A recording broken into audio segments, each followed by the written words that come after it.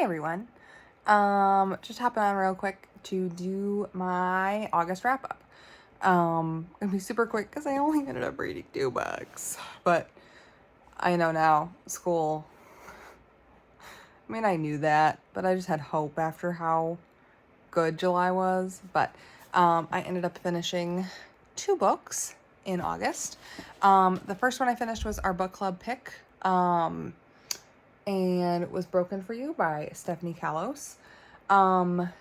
This book was an interesting chat at our book club meeting because it's like multi-perspective without being like multi-POV, if that makes sense. Like it's told from multiple perspectives.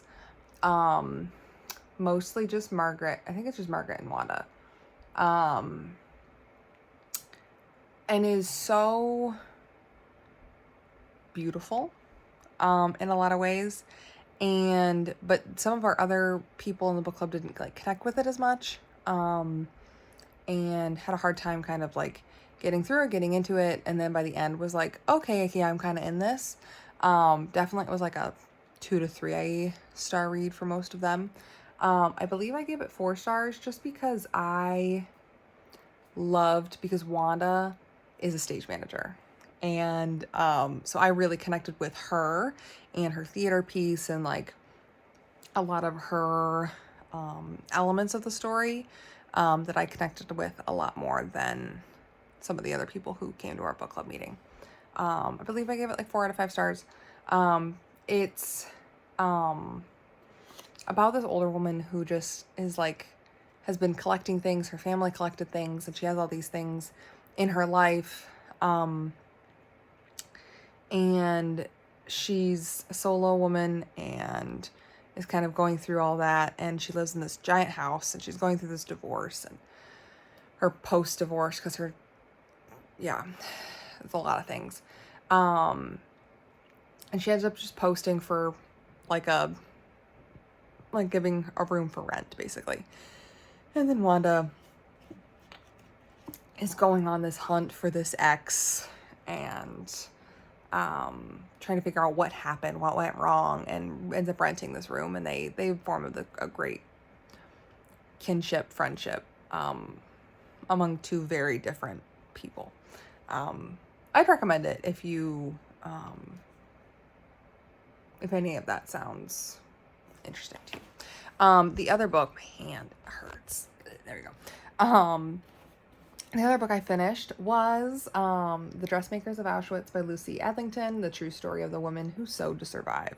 I did not realize until I started listening to this that this is nonfiction.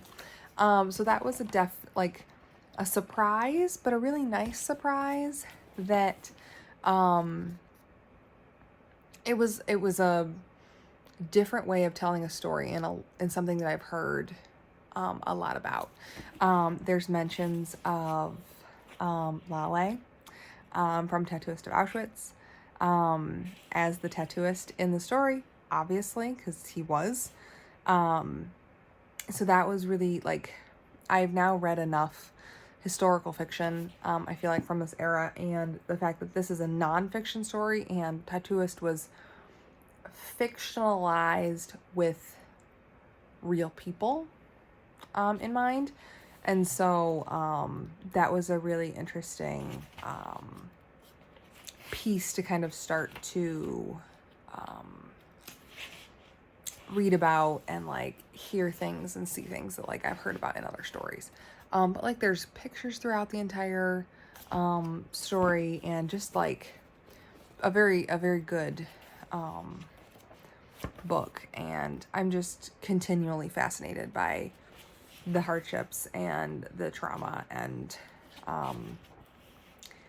all of the things that went on during this piece. And I will continue to read story after story after story about this era. So yeah, that's it for this short little wrap up. I will have my September TBR up in the next week or so, probably, within the next week, because otherwise it's third week of September.